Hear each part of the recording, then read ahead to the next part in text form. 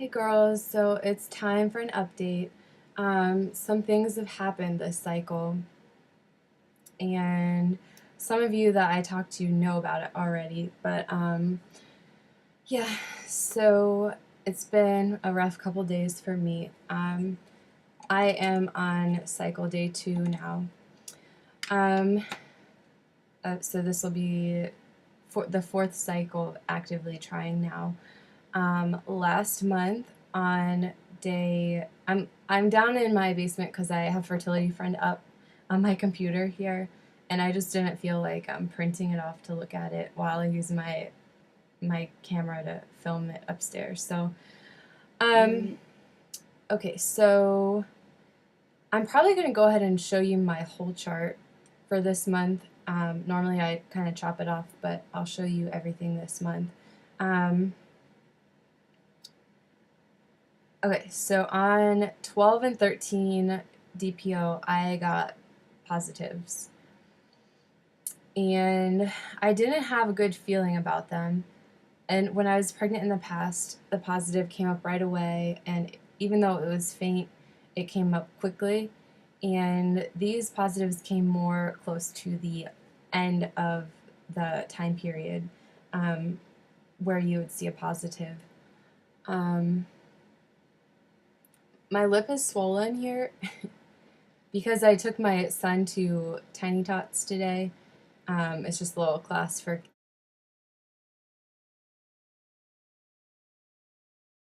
kids, and we were laying on the ground and a little kid threw a basketball in my face. So sorry if that looks funny.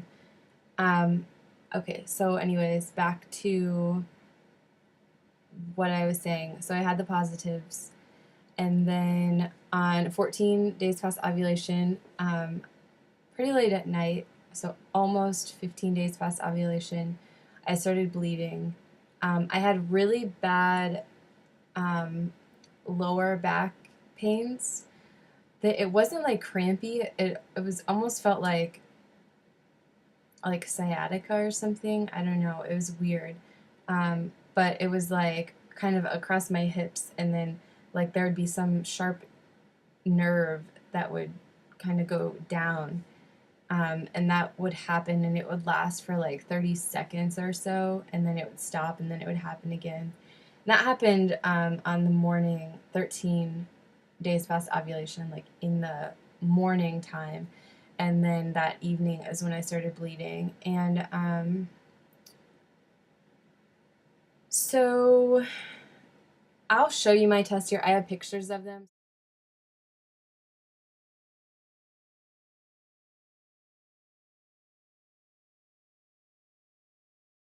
This is the one I took on day 12, and this is the one I took on day 13, and they were both positive. I did take a digital that was negative, but you know, if the HCG was low, digitals usually don't show positives anyways. So, okay, and then I tested today, and it's negative. So, I did call the doctor, and they want me to come in for an ultrasound just to make sure that everything's clear and that they don't see any problems. Like emotionally, I'm doing okay. I just, you know, my husband and we just believe that God will give us the child when the time is right. And part of me thinks that, I mean, when we got pregnant with my son, it happened the first month. So, you know, it's taken us 3 months to conceive, which is not a long time, I know.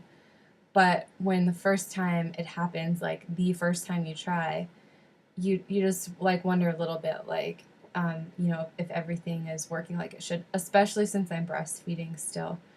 And so maybe this is God's way of telling us, hey, everything's fine. You know, sperm met egg, egg implanted, and then it just didn't stick. But, you know, we created an embryo, which is the good news, right? So, I don't know what else to say about it except for that's the only, like, if I try to find something positive about it, that's what I find. Um, so I don't really have that much more to say. I'm going to show you my chart and I'll kind of put it in here.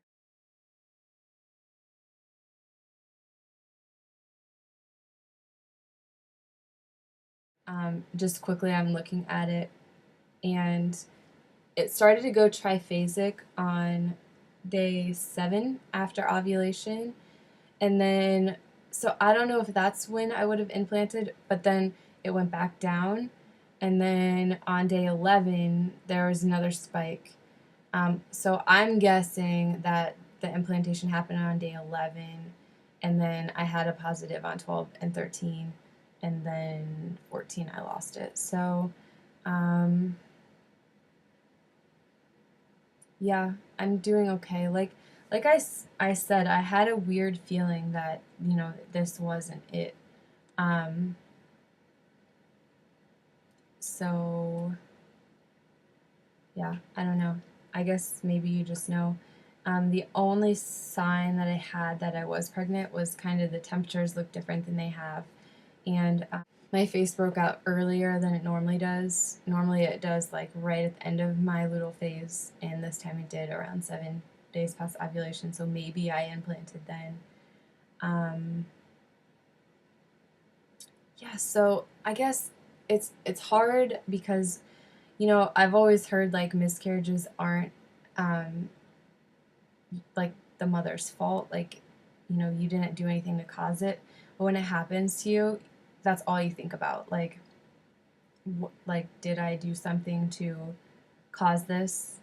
And breastfeeding obviously is running through my mind. And I called the doctor, and the doctor said, no, that would not make this happen.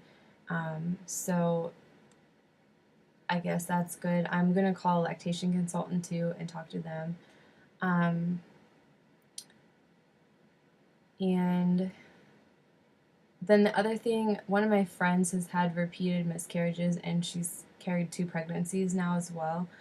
And she suggests I take baby aspirin every day, and I have a blood disorder, so I need to talk with the doctor about if that would be a good idea or not. Yeah, so I think that's it. That's all I want to say right now.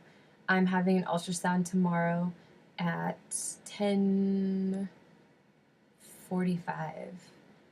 Um, so I guess hopefully everything's clear and they don't find any problems.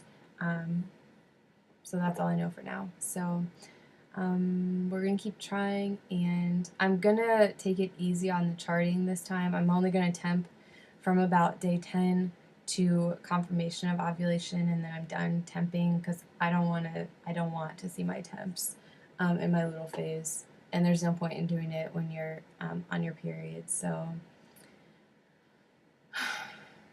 yeah, it's been a rough month, but I